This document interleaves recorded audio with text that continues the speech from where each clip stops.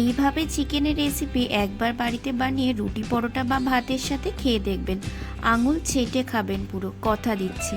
তো এর জন্য প্রথমে চিকেন ভালো করে ধুয়ে নিয়ে প্রথমে আমি কিছু মশলা দিয়ে সেটিকে ম্যারিনেট করে রাখবো। ওই মশলার মধ্যে দিলাম পেঁয়াজ বেরেস্তা, ফেটে রাখা টক দই, 1 চামচ হলুদ গুঁড়ো, ধনে গুঁড়ো, কাশ্মীরি লঙ্কা গুঁড়ো, আর দিয়েছি কিছুটা লবণ আর সর্ষের তেল। ব্যাস, এবার সব কিছু চিকেনের সাথে খুব ভালো করে মাখিয়ে আধ ঘন্টা মতো রেখে দেবো। আপনারা চাইলে কিন্তু 1 ঘন্টাও রেখে দিতে পারেন যদি হাতে সময় থাকে। তো এরপর কড়াইয়ে সর্ষের তেল দিয়ে দিলাম পরিমাণ মতো। খুব বেশি তেল দেবো না, কারণ চিকেনটা অলরেডি আমি তেল দিয়ে ম্যারিনেট করে রেখেছি। তো তেল খুব ভালো করে গরম হয়ে গেলে তাতে দিয়ে দেবো 2টো তেজপাতা। ব্যাস, আর কোনো অন্য ফোড়ন কিন্তু দেবো না তেলে। তারপরে দিয়ে দেবো পেঁয়াজ, আদা, রসুন আর কাঁচা লঙ্কা বাটা। আমি সব একসাথে দিয়েছি, আপনারা চাইলে কিন্তু আলাদা আলাদা করেও দিতে পারেন। সব কিছু খুব ভালো করে ভেজে নেব যতক্ষণ না পর্যন্ত আদা আর রসুনের কাঁচা গন্ধটা চলে না যায়। এবার দিয়ে দেবো টমেটো, কাজু বাদাম আর শুকনো লঙ্কা পেস্ট। ঠিক এই মশলাটার জন্যই কিন্তু চিকেনের কালার আর স্বাদ দুটোই বেড়ে যাবে। তো কাজু বাদাম আর শুকনো লঙ্কা প্রথমে আমি শুকনো কড়াইয়ে অল্প কিছুক্ষণ ভেজে নিয়েছিলাম।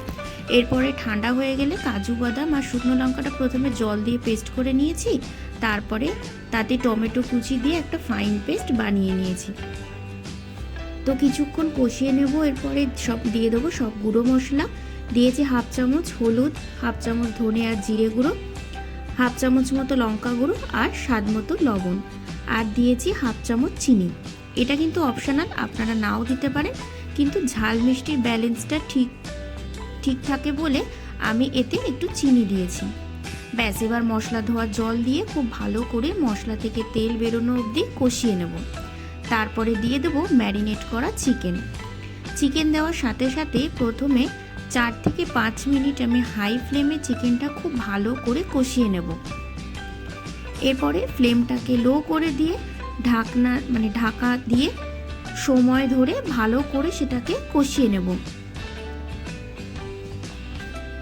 মাঝে মাঝে ঢাকা তুলে নেড়েও নেব যাতে চিকেনটা নিচে লেগে না যায়।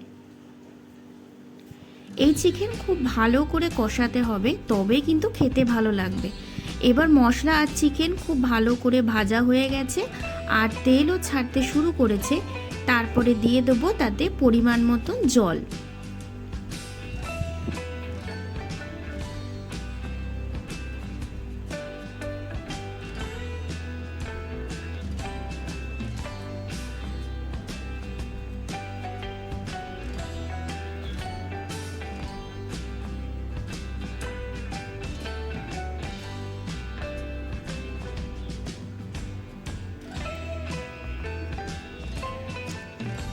তো প্রথমে জলটা একটু বেশিই দিলাম, যাতে চিকেন অর্ধেকটা যে মশলায় কষানোর সময় সেদ্ধ হয়ে গেছে, বাকিটা কিন্তু এই ঝোলের মধ্যেই সেদ্ধ হয়ে যাবে। এরপর একটু লবণও দিয়ে দিলাম, একটু কম লাগছিল তাই একটু ঝোলে পরে দিয়ে দিলাম।